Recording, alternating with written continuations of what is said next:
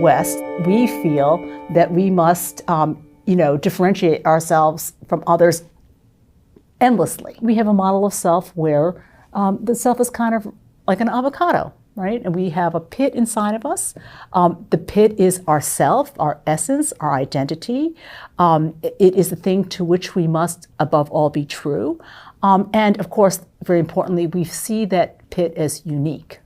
So that everything we do, we want to reflect that pit, to reflect that self, and we want it to be unique. In Asia, people frequently have a flexi self, so it's a different kind of self.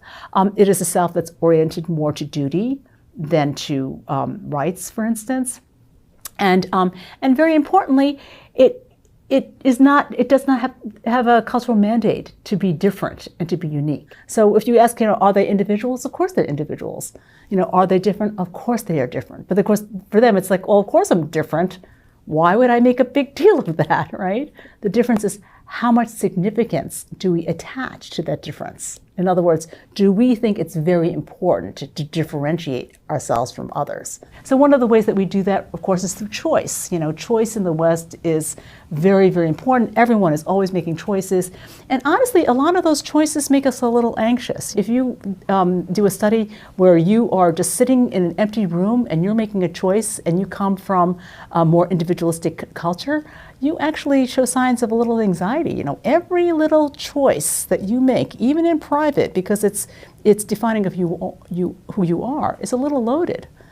They feel like they just choose. In other words, when they make those choices, it doesn't have this overlay, and that's one of the reasons they feel that actually we are less free than they are. So they think that we are the ones who are kind of in this prison where, like I say, every moment we must define ourselves. Well, isn't that awful, right? And, and of course, the way that we live, we feel that, we want to be freely electing to live the way that we live, right? And so even when we're doing things like taking care of the elderly, for example, we want to feel that that is an extension of our great love and the nature of our being to be able to take care of the elderly. Well, the other day I was having dinner with somebody who said, I just don't feel that, and it's just very, very hard. So somebody from a more flexi self or interdependent culture would say, it's just your duty, And so for them, it's like, they have their elderly parent. They just go take care of the elderly parent because that's their duty. For them, this is really liberating. You just go do it. And you don't expect there to, it's the expression of yourself. It's just what people do. From their point of view, we have made things very, very hard for ourselves to demand that, that everything should be an expression of our inner nature.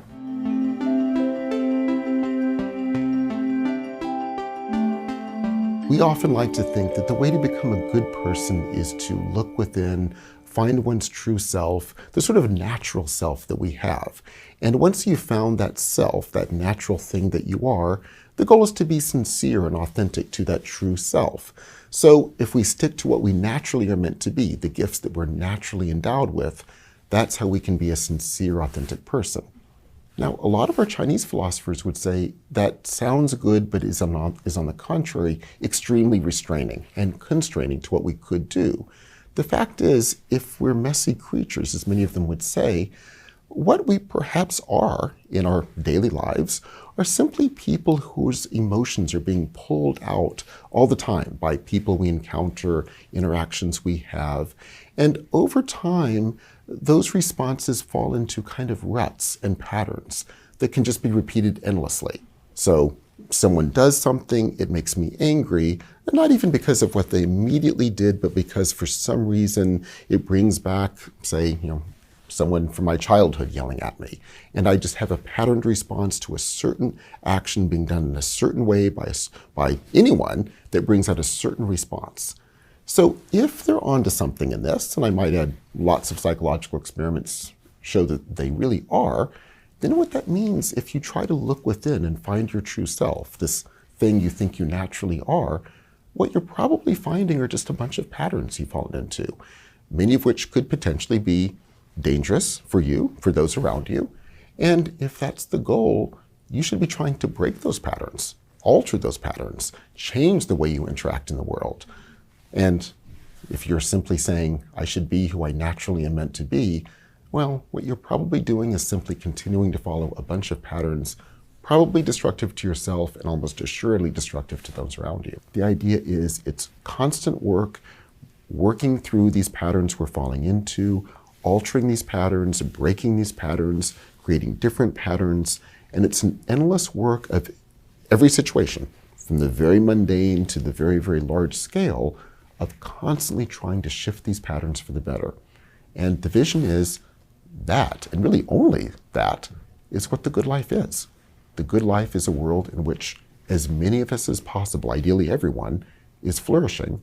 And you'll never get there, but it's a lifelong process of ever trying to create worlds within which we can flourish. There's this notion in Buddhist psychology of egolessness or no self. And most people misinterpret that, as Freud actually did.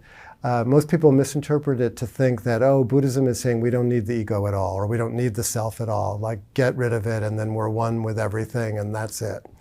And I think that's wrong. Obviously, we need our egos.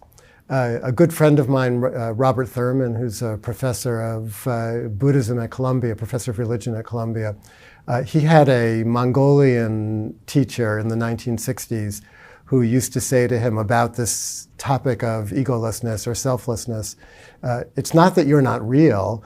Of course you're real. You know, you have a self. But people like you, secular people who don't really understand, think that they're really real. And what Buddhism is teaching is that belief in your own really realness is misguided. We take ourselves more seriously than we need to. The self is not as fixed as we would like to think. The ego is born out of fear and isolation. You know, it comes into being when self-consciousness first starts to come, when you're 2 or 3 years old, you know, and you start to realize, oh, there's a person in here, and you're kind of like trying to make sense of everything, who you are, who are those parents there. You know, the ego is a way of organizing oneself, and it comes from the intellect as the mind starts to click in. For many people, it stays in a kind of immature place where our thinking mind, our intellect, is defining for ourselves who we are, either taking all the negative feedback, like I'm not good enough, and the ego fastens onto all the negativity, or the positive, the affirmation, like, oh, I'm really something, you know. And the ego likes certainty, it likes security, it likes repetition. And so it's always reinforcing its own vision of itself. And that starts to restrict us, to confine us, to make us think that we know ourselves better than we actually do.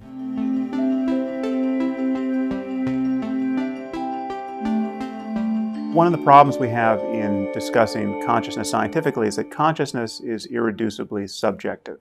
Consciousness is what it's like to be you. If there's an experiential, internal, qualitative dimension to any physical system, then that is consciousness. And we can't reduce the experiential side to talk of information processing and neurotransmitters and states of the brain in our case, because and people want to do this. Someone like Francis Crick said famously, "You're nothing but a pack of neurons." And that misses the fact that half of the reality we're talking about is the qualitative experiential side. So when you're trying to study human consciousness, for instance, by looking at states of the brain, all you can do is correlate experiential changes with changes in brain states. But no matter how tight these correlations become, that never gives you license to throw out the first-person experiential side. That'd be analogous to saying that if you just flipped a coin long enough, you would realize it had only one side. And now it's true you can be committed to talking about just one side. You can say that heads being up is just a case of tails being down, but that doesn't actually reduce one side of reality to the other. I'm not arguing that consciousness is a reality beyond science or beyond the brain, or that it floats free of the brain at death. I'm not making any spooky claims about its it's metaphysics. What I am saying, however, is that the self is an illusion, the sense of being an ego, an I, a thinker of thoughts in addition to the thoughts, an experiencer in addition to the experience, that the sense that we all have of riding around inside our heads as a kind of a passenger in the vehicle of the body. That's where most people start when they think about any of these questions. Most people don't feel identical to their bodies. They feel like they have bodies. They feel like they're inside the body, and most people feel like they're inside their heads. Now, that sense of being a subject, a locus of consciousness inside the head, is an illusion. That is, it makes no neuroanatomical sense. There's no place in the brain for your ego to be hiding. We know that everything you experience, your conscious emotions and thoughts and moods and the impulses that initiate behavior, all of these things are delivered by myriad different processes in the brain that are spread out over the whole of the brain, that they can be independently erupted. We have a changing system. We are a process. And there's not one unitary self that's carried through from one moment to the next, unchanging. And yet we feel that we have this self that's just this kind of center of experience. Get smarter faster with new videos every week from the world's biggest thinkers.